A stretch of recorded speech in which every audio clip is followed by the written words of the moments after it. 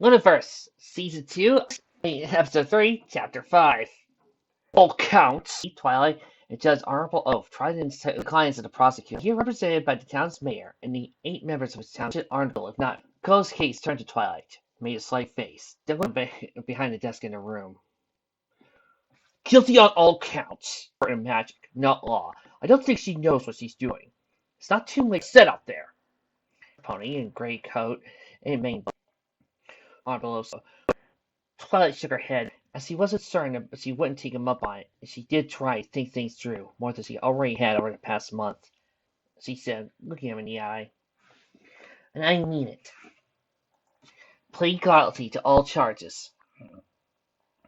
Are you attempting a plea bargain? Filthy Rich. One of the members of Ponyville's town council asked. The time for that was a few weeks ago, Miss Sparkle. Not sure if we've been able to accept one anyway, Applejack said. Another member of the town council mused. You gotta live up to what you did wrong, Miss Sparkle. Twilight nodded at Applejack's words, not out of panic of overthinking them this time, but rather complete agreement. I know. That's what I'm doing. She goes back to Honorable Oath. I'm guilty. I'll take whatever sentence I'm paid with. There's a knock on the door before Honorable Oath could speak. The door opened, and the secretary peeked in. Your lordship? She asked. There's some pony here to see you. Tell him or her that I am quite busy at the moment, Honorable Oath responded. He didn't take his eyes off of Twilight, however, instead staring at her as though he were trying to solve some great puzzle. The secretary looked mortified at what the judge told her, glancing at the door to back in. It's the princess! She squeaked after a moment. That got Honorable Oath's attention, and everybody else's as well, as the judge stood quickly, mouth opening and closing a few times. Let her in, you silly fitty! He exclaimed, as he came around from behind his desk. The secretary opened the door fully, and indeed, standing outside with a somewhat bemused smile on her face, one proceeded to the room ahead of her, while the other two remained outside as Luna tried inside the nod that indicated they should ride on an outside of Ponyville. After my failure to act quickly when Ponyville was last attacked, I've taken a personal interest in this case. She looked to Twilight, especially as, among other charges, Twilight Sparkle has been charged with the learning and use. Twilight almost tried to. The dark magic spells she used were fairly minor, and Ursa Minor was, after all, only an animal, not a pony. Self-forgiveness didn't matter that the Ursa had only been an instant with her own towards consequences. See, Twilight Sparkle does plead guilty, sir, and the prosecution to consider her sentencing. What would you like to? Luna looked at Honorable Oath, the slight smile returning to her face. The crown may be the law on the case, and I do not wish to impose myself on it unnecessarily. Do you have any preliminary thoughts? Glanced down. Think that the judge must have felt Nothing about this case suggests Melissa's intent, he said at length. Twilight Sparkle turned herself in of her own free will, and before I understand that it was she who did everything for us. Well, this is simply a matter of destruction of properties, and resisting lawful arrest, as well as the use of dark magic. I'm also Honorable Oath looked at Luna. I like time to consider the princess, but if I had to sentence Miss Sparkle here and now, I would sentence her to 10 years of house counterpart, and I would require her to submit random check spells she has learned. She has not been using them. Prison? She shrank back a little, but still herself, expecting prison. And you would go to one, if you find. Barring that, however, prison's awful. Nothing about this case, however, as to take a mayor who had made a stupid mistake. You must pay for that mistake, Miss Sparkle. But Ponyville Town Council, before turning once again to the judge, more time to consider the sentencing and legal technicalities. I shall leave you to your deliberations. I should like to address the court after you, of course, and Luna left the room at that. Twilight and the Ponyvillians were escorted from the room afterward, as they were. Twilight couldn't help but feel this was probably a little bit of arguably the most powerful pony in Equestria after Luna. For Twilight to be charged and brought to court was a huge embarrassment. Certainly most ponies had probably expected the trial to be a drawn-out affair. Twilight resumed her pace at the table, reserved for went to their own table. Once a new pony said there wasn't there before. Tracy a little bit Twilight to Twilight, but quickly found herself surrounded by Ponyville's town council. Luna, meanwhile, stood at the door to the judge's side room, talking to one of her night guards, though in too low a voice to be in the gallery. A buzz of talk of the arrival of Princess Luna sat her father, mother, brother all looking at her worriedly. Her father, the princess just arrived, he noted. Twilight knew she wasn't supposed to talk to her father at the moment. She sensed the guard still shouted, and then looked away, But she risked it forward. I know that. What? I don't know. She wanted to address the court. Not yet. Twilight looked and talking to the went on in the side room with them. Besides, there was every chance that it was some time, more than an hour, before Art's bailiffs looked confused for a few moments, glancing nervously at Luna, allowed to order the princess. But after a reassuring nod from the Alicorn, he spoke up. All rise for his honorable lordship. Honorable oath. Everybody did. It seemed themselves when Honorable Oath gave them a lead to. Twilight felt a reassuring hoof on his shoulder. Their saw was her brothers. Their mother seemed to be standing him. Honorable Oath took a few moments to gather himself. The court accepts the defendant's guilty plea, he said. Therefore, for the crimes you have been charged with, I hereby sentence you, Twilight Sparkle, to be placed under house arrest here in Canterlot for a period of not more than 10 years, and to submit yourself to random expressions of the spells you have cast, whenever required by a duly appointed representative of the Crown. Courtroom's gallery burst into conversation at that. Twilight took the opportunity to glance back at her family. There were tears in her eyes, but they were also smiling, knowing that this was probably the best sentence they could have expected. The sound of Honorable Hope's striking his podium a few times brought the courtroom back to focus. He glanced down at Luna. Before this case is closed, Her Majesty, Princess Luna, has asked to say a few words. Luna nodded to him, then stepped from where she had been standing. Make sure to stand in plain view. Mighty the ponies, Luna said. I can find no problems with the Justice Honorable of sentencing. It is fair and just in everyone's way, and I do not wish to challenge it. However, Luna paused then, no doubt anticipating to break out in murmurs that would ensue her words. She was right, of course. Twilight took a moment to once again glance back at her, feeling a little confused and worried as well. Twilight had to admit no smell of worry herself. Luna, when the murmurs died down. Luna glanced at Honorable Oath, then at the Ponyville Town Council, and Trixie. I should like to suggest an alternative sentence. Twilight's house arrest in society as a whole. However, she did not harm society as a whole. Luna looked at the Ponyvillians. What follows is not an order, merely a suggestion. Rather than remaining in Canterlot for 10 years, I would like to suggest that she be given a job there, and that a portion of her earnings from when return to Twilight. You'll be given a chance to see and to personally apologize to the ponies who have lived them and connected them. And in turn, they would have a chance to grow to know you, and to connect to you, and to grant all your crimes saved from a single bonus. Again, Honorable, this is not an order, nor a royal pardon. It's only a suggestion that you may amend in any way you see fit. Make to you, the Polyphile, a number of persons that the Princess West was obviously trying to treat it as one, and measure a careful shock. Spend her time not in Camelot, but in Ponyville? Surrounded by the ponies she insulted and nearly hurt, had ruined, every right to. How crazy would she have to be Camelot for? Oh, twice sickly, but it nearly was. It was well appointed with staff and other amenities. She would be surrounded by her family, has as much of a chance to do whatever she wanted, not expected to do anything. It wouldn't be the punishment she knew she deserved. It'd be a 10-year vacation. And there was more, too. Something about the way Luna had explained the alternate sentencing. The chance to connect. She looked back up to Luna, who was looking at her. If you want to speak to your family, you may, Luna said, easily heard over the buzz of the courtroom. Twilight didn't waste any time returning to her family. Her mother, father, and brother were all glancing between Twilight and Luna, confused. What is the princess doing? Her brother asked. Twilight only shook her head, glancing over at the Ponyvillians, who were glancing amongst themselves, looking just as confused as Twilight's family, all except Lunamoon. Twilight suddenly realized she knew why the blue pony was here now. As a representative of the Night Court of Ponyville, Trixie was empowered to break any type votes the town council may find itself in, and with what Luna had proposed, a tiebreaker might very well be necessary. Twilight had turned to her own family. I'm going to take what the princess suggested, she said. Her mother started, reaching out to her and placing a hoof on her cheek. Don't, she suggested. Twilight, you could stay in Canterlot. But that's not a real punishment, Mom, Twilight said, leaning forward to muzzle her mother. I mean, it's not real. Her father said, making a kind motion with one hoof. It's exactly what any pony would get for the same, Twilight. Just accept what the judge sentenced, moving away from her mother. She felt witness in her eyes. That's right. My dad said, it's only 5 years. And Ponyville isn't that far from Canterlot. You can still visit whenever you like. Closed a few times before he looked down. Said, Twilight, we only just got you back.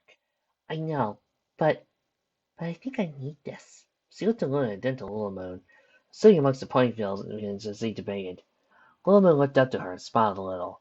before being pulled aside to answer a question. Twilight looked back at her father. Trixie, she tried to explain to me something once. Something about connections. I can't remember, but what Luna said made me remember it. Twilight nodded to herself, breaking away from her mother. Finally, but only so she could muzzle her father. I need to go to Pineville, but I won't be going anywhere else for a while. It'll just be further away, that's all. Her father reached up, put a hoof at Twilight's withers, and returned to nuzzle. All right, he said. All right.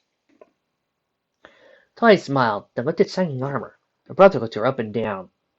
You've grown a lot, Twilight, he said. I'm supposed to be the responsible one. You're supposed to be goofing off across the country reading books. Twilight giggled a little, and seeing her brother nuzzled. Look where that got me, she nodded. Shining armor let out an ironic chuckle of his own, before Twilight turned away. Looked at Luna. She was the first to reach her decision, it seemed. Town council of Ponyville followed. Arbol Oath banged his hoof on the podium for silence once again. When he got it, he looked between Twilight, the Ponyvillians, and Luna. Miss Parker, he suggested, you would be placed in Ponyville, and a job suitable to your skills would be found. I don't want your family stepping in here. Not open to shortening. You will be allowed, provided that you remain allowed to contact this court post. Time spent at Ponyville. Just looked towards Ponyville's town council. In Ponyville at your pleasure, beginning no more than 1 month from this date. You could at any time, if for any reason, submit a request to a original sentence to be resumed. Though a final decision on that matter would rest with this court, and Twilight would be innocent. The Honorable Elf looked between the two parties. It is, Twilight answered first. The Ponyvillians needed a few moments to discuss things with each other. The case closed. Citizens of Ponyville, Honorable Elf said. With a glance at the princess, he nodded. He banged himself on the podium one final time. Case closed! No. We're not doing a case closed Ponyfic today. But if any of you folks out there listening can find me a case closed Ponyfic, please put it in the comments. What, I like case closed. Earlier today. Twilight's first day had been mostly spent in the library in detail, selling her sellers, and then setting about trying to find out what kind of condition the library's organization was in. It wasn't good. In point of fact, as near as Twilight could tell, there wasn't any organization at all.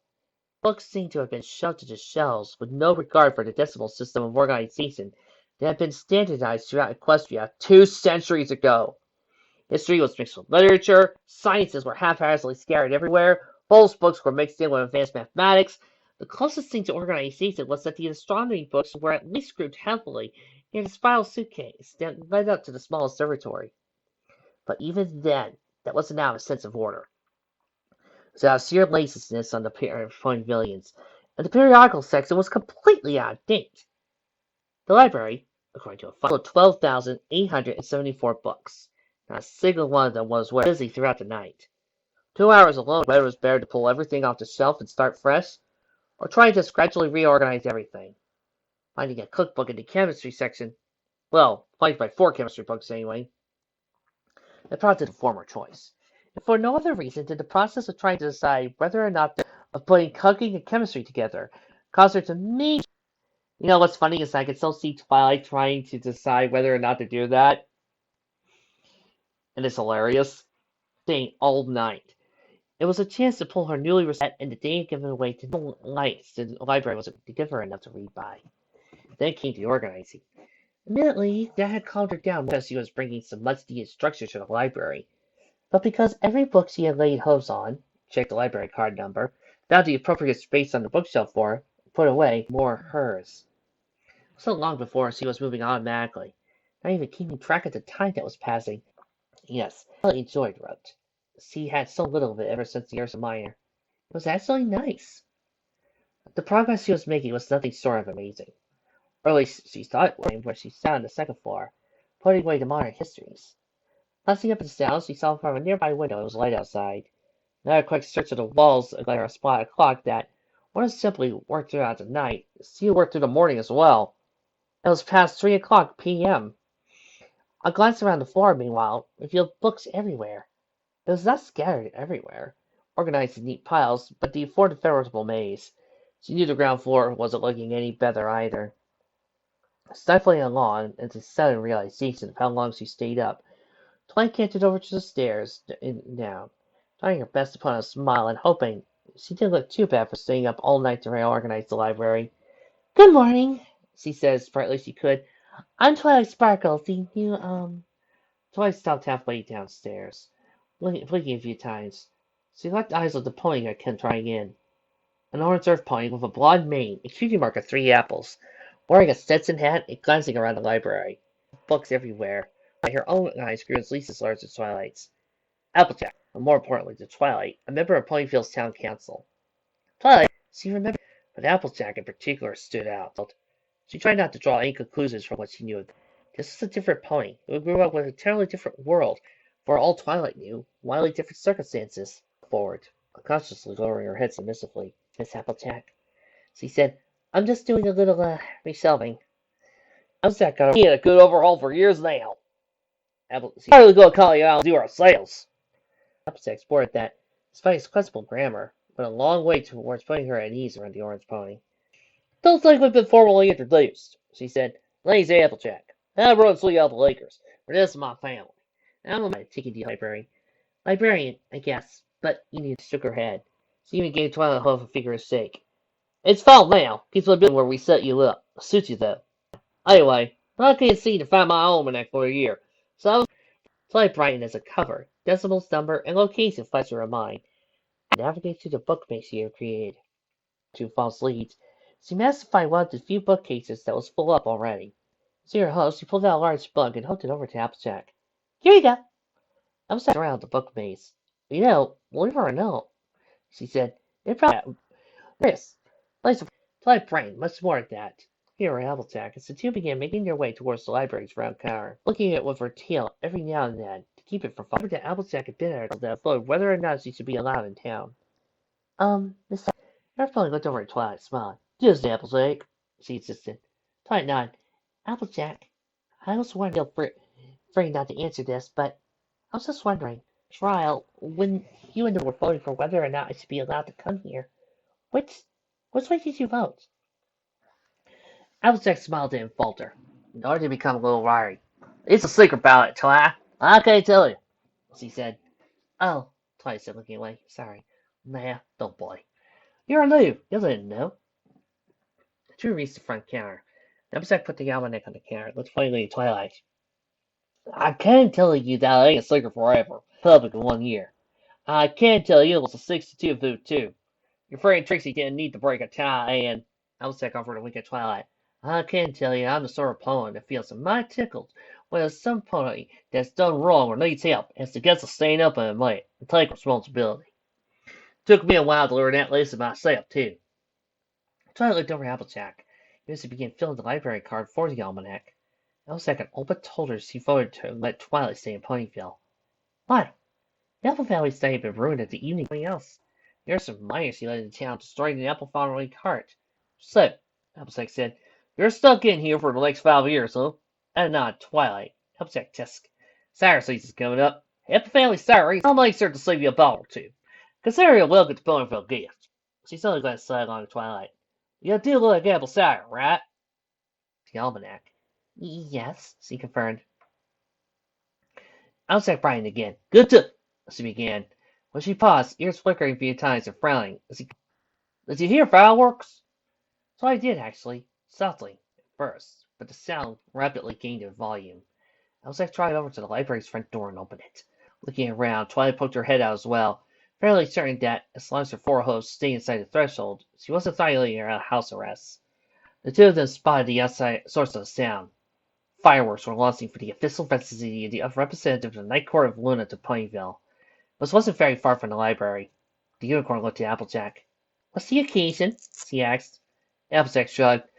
"It's always one fool thing or another with that pony," Applejack said, then glanced back to Twilight. "You'll get used to it. Am I good to go?"